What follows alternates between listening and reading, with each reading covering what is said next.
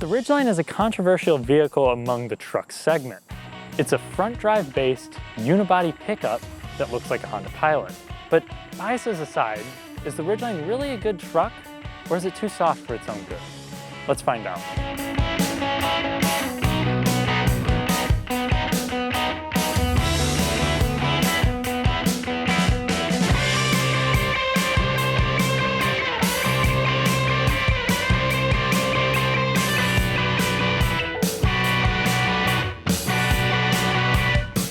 If you haven't done so already, please subscribe to the channel so I can take this to the next level.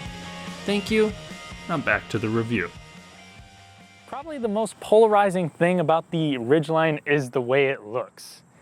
From the front, it looks like a Pilot. There's no getting around it. It has a little bit of extra ground clearance. We have 7.9 inches of ground clearance here.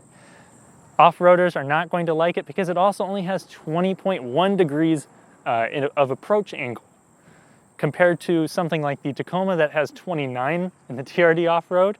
It's quite a bit less. Right away, you notice where this vehicle's priorities are.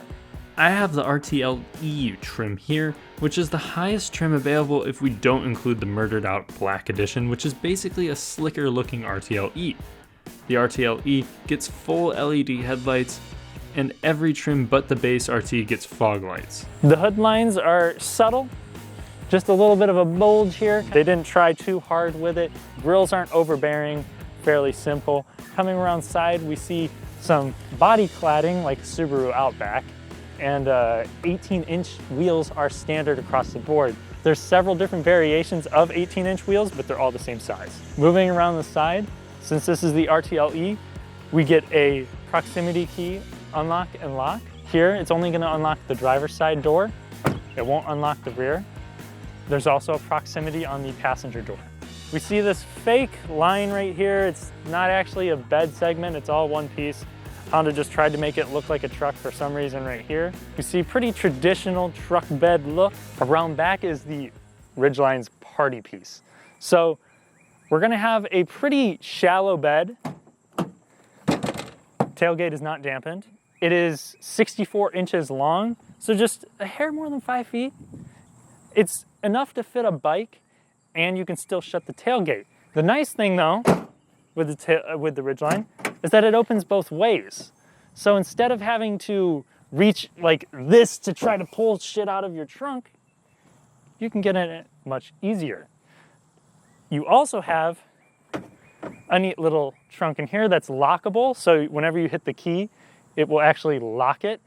And the cool thing is that it unlocks via proximity, which is a considerate touch. The in-bed trunk has a plug for easy cleaning and draining, so it can stow dirty things, be a cooler, whatever you really need it to do. Since this is the baller rtl-e, you also get a bed audio system. Using 6 exciters around the bed, the Ridgeline's cargo hold becomes a halfway decent speaker. You will also notice that it's got a tow hitch. It is rated for 5,000 pounds. A nice thing about this is actually that it will have a 1,500 pound payload capacity. So that's more than the Tacoma's payload capacity, but less than the beefier Jeep Gladiator. Now, you see this badge right here? All-wheel drive is not standard. The rtl-e that I have here is the first trim to get it standard. All the others come base with front-wheel drive. Heresy, I know, but the Ridgeline goes against truck ideals, for better or worse, and the interior follows suit.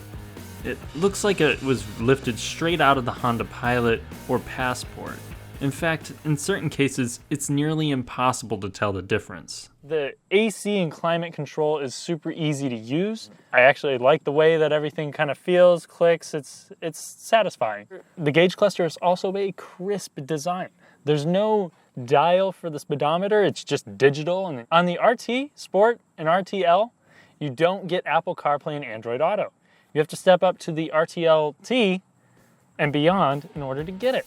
And you will receive an 8-inch touchscreen. Standard is a 4.2-inch unit that has a volume knob. The touchscreen I have here is adequate for the price. I would say it's behind Ford in reaction time and overall look. It's currently on par with Toyota's system, but That is most likely going to change with the 2020 Tacoma. Since this is the rtl-e, you're going to get things like a heated steering wheel, ambient lighting inside that's blue, along with Honda sensing active safety features, blind spot monitoring, auto high beams, driver's memory seat, and a 540 watt speaker system with a sub comes standard on the rtl-e. If we come down to the center console area, you'll see a very familiar 2005 looking shifter with like that black plastic and beneath it that just looks ugly. And then you also have like a Marriott hotel material on your center console. If you unfold it though, you see a generous amount of storage, a power outlet, an aux, and a USB. There's no wireless charging pad like there is in the Toyota Tacoma, so a little bit of a letdown since this is the top of the line, but at the same time, it's not a huge deal. I'd also like to take note of how comfortable the seats are. They're 10-way adjustable, offer little bolstering, but they're just so supportive. You have these nice little adjustable armrests that can change their height, and it's the same thing with the passenger seat. I also have a generous amount of headroom, which is something that I don't get in most other small trucks and even some full-size trucks. We have the unibody frame to thank for that. Since the Ridgeline doesn't need to sit on top of a frame, the Ridgeline can be of similar size to other small trucks, but it has more space to work with inside. Soft touch is used a lot. Unfortunately, there's hard touch plastics where your knees will rest, which actually does become a little bit of a nuisance. You can move your seat back and that helps alleviate the awkward knee resting situation, but some padding should be on Honda's list for upgrades. The console and armrests are cushy, so I don't really have any other comfort complaints. The last thing I'd like to note is the storage cubbies. There's tons of them. There's 4 on the driver's side, 4 in the passenger, 2 big cup holders. You got 4 cup holders in the back. Of course, you get a dad mirror as well with a sunglass holder. Sitting behind myself in the front row seat, I notice I don't have that much knee and leg room, but I'm actually okay with it. I can kind of move my knees around the seat pretty easily. And then also the seat is so high off the ground. They kind of do a stadium-like seating in the back. So I have support for my thighs, which is uncommon in the segment and really with many vehicles of this size. On the sport trim and above, you get a tri-zone climate control. You can't adjust it back here, unfortunately, but at least you get a different climate setting than the front. I have 2 USB ports back here, 2 map pockets, soft touch where my elbows are going to rest on the door. One minor complaint that I do have is that the doors really don't open too far, which can be a little annoying if you have, say, young kids in a car seat. The Honda Ridgeline has what it calls magic seats in the rear, so you can fold them up. This allows for storage of tall items or many other things that you might not want in the bed. RTL trims and above get a slick power rear sliding window. Overall, the Ridgeline is very functional, but they could have differentiated the styling from the Pilot inside and out to make it feel more special and make it easier for traditional truck buyers to accept. If they can get over the styling though, it will be very much rewarded with how it drives. Trucks for the longest time were not known for their driving dynamics. While that has changed largely in the past 10-15 years, the Honda Ridgeline takes this to the next level.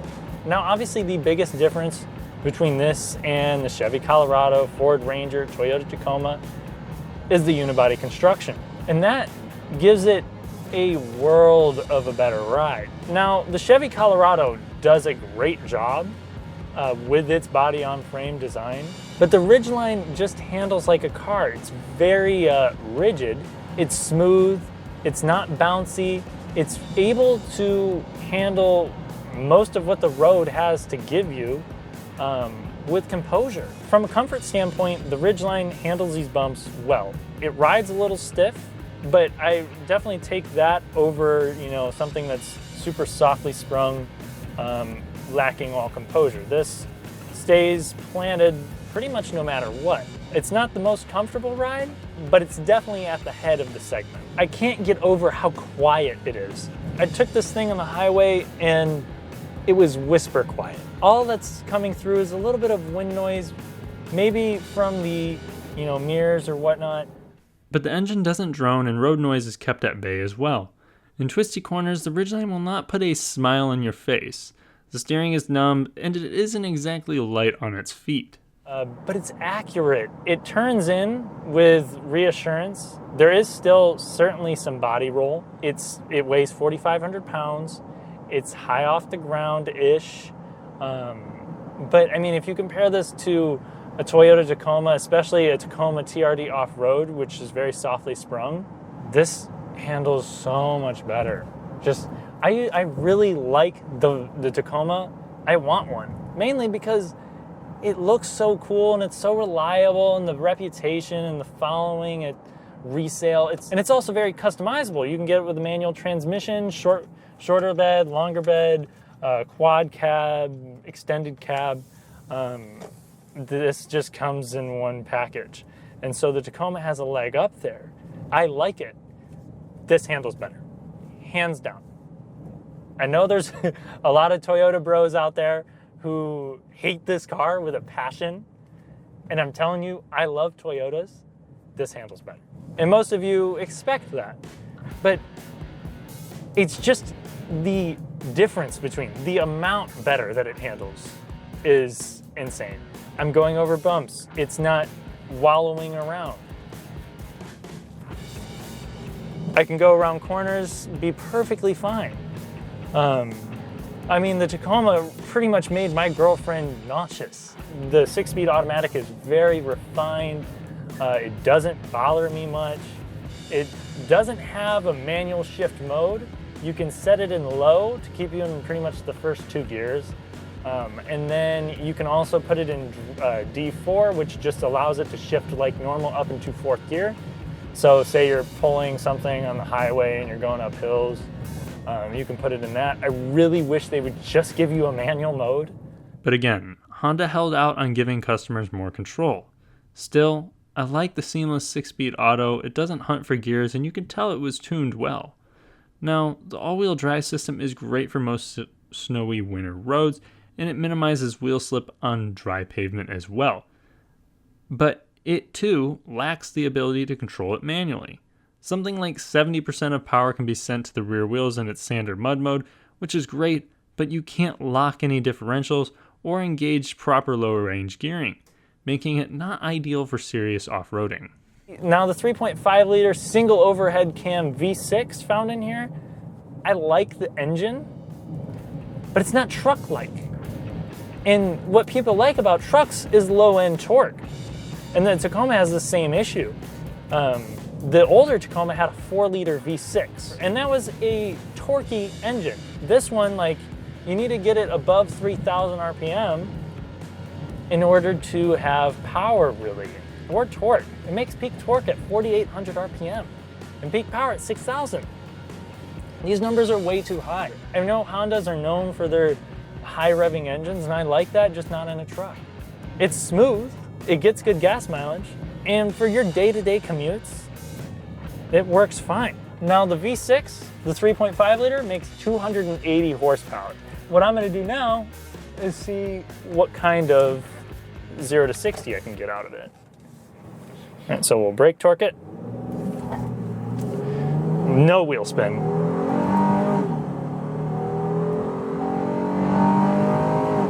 $60. So, it's got okay pep. I got around 7.9 seconds to 60. Motor Trend, who uses rollout, which makes it an optimistic time, found it to be 7.2. The acceleration is smooth, and I love the subtle VTEC kick at about 5,000 RPM.